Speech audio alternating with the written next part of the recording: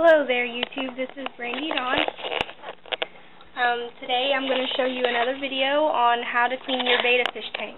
This one's very upgraded because the longer you keep the bettas, the more you learn about them. And one thing that really helped for me was watching your guys' videos on YouTube as well. So today I'm going to take my crown tail male from this probably half gallon to this 1.5 gallon. It's best for at least to have an inch per gallon per fish. So I think a gallon and a half would probably be best for him.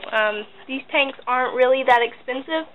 This one actually comes with an air pump and a little center tube to put the air pump down in and a bubble rock so that you could have other fish like tetras or guppies.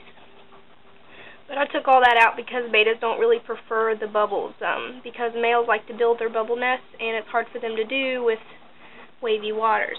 So, things that you want to get ready. Water, like room temperature water. You want to get your water conditioner ready, and your gravel to get them nice and clean, your decorations, and then your next step is probably to take a small cup, a bowl, anything really. This is just like a deli cup. I got a whole bunch for fry. So I'm just going to take the water from here and pour it into here.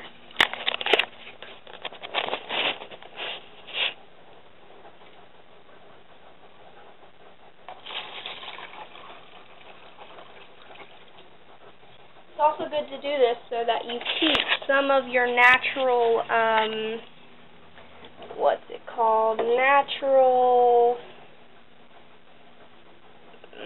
live bacteria. That's what it's called, natural live bacteria. You want to keep some of that because it's good for your betta.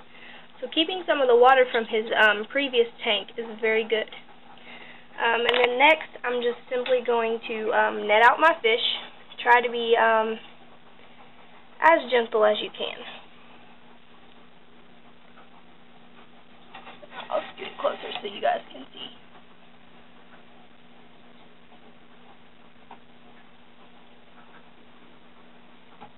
Okay, once you got him in the net, just put him in your little cup and just lightly let him out.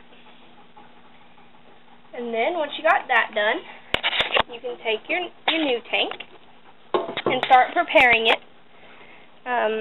First thing I usually like to do is put the gravels in. And then once that's done, just kind of spread it out. Make it look pretty. And then I usually like to prepare the water after that. You can do this in whichever order you please, but it usually becomes sort of a I don't know, I just do it the same way over and over again. So next I'm going to take my Start Right. I'm running low on this stuff, I need to get some more. And just pour a little bit in.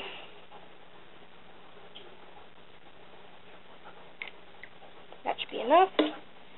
And that works instantly. You don't really have to wait very long. I've seen some people with videos saying, oh, wait 5 minutes. It doesn't really need to wait. And then this is already room temperature. It feels about the same as his previous water.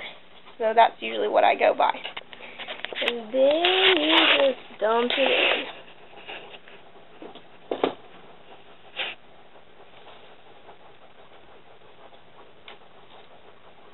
Don't forget to leave some room for his previous water.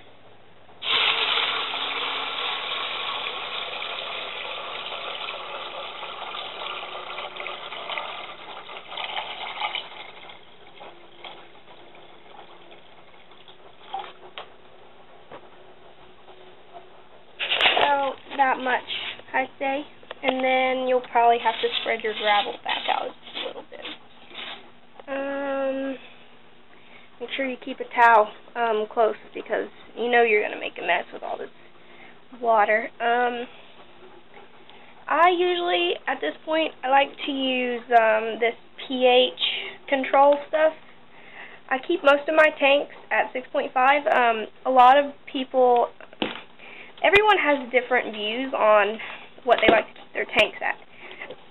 Ever since I started using this, none of my fish have gotten sick, and excuse my feet here. And the pH is one of the most important things you can do for your tank, because if the pH is right, you can't go wrong. That and the ammonia. And this keeps the pH perfect all the time. And I just put a little bit of that in. And another thing you might want to do is check the pH on your previous water, because if the pH in this doesn't match the pH in this, it can stress out your fish very bad, put it into shock, and then it might get ick. If your fish gets ick, you make sure you treat it with some sort of ick away. I'm not really sure all the brands, but you get the point. And then your pH kit, they usually look a little bit like this. You have the pH drops, pH down, pH up, and then it comes with a little tester tube, and you want to make sure you do that. You can also buy things like stress-imes. This helps with the bacterias, and you can buy things like ammonia lock, and that will help with your ammonia levels. And you can buy things like algae destroy if you have an algae problem. This will help break it down. And then I like to use betta spa. It's really good for your bettas. It helps improve bubble nests. It helps kind of set a natural background for the bettas, sort of like their wild habitat, and they really like this stuff. It's like a little spa treatment for them. That's why it's called betta spa. You probably can't find that at your local pet store unless it's a really, really nice pet store. I got mine online. It's just called Addison's Betta Spa, so if you're interested in that. Some people like to use aquarium salt. I use it sometimes. I don't know, my mom swears by it. It's up to you. And it's always good to have at least 2 kinds of betta foods. I like to use this New Life Betta Spectrum and these bloodworms. And, okay, let's get started. After I got all that done, I just take my betta and pour him in. Try to be as gentle as possible, because I hear that you can actually bruise your fish from pouring water on top of it. So I like to pour out as much water as I can before he's getting uncomfortable, and then just quickly dump him in. And there he is. He's happy now. Okay, if there's any questions on how to clean your betta tank or anything like that, just let me know. If you have comments, I usually comment back, so I like to keep this little floating plant. He puts his bubble nests around that. So there you have it.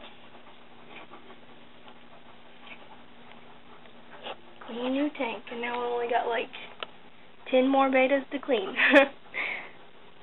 See you guys later. Bye.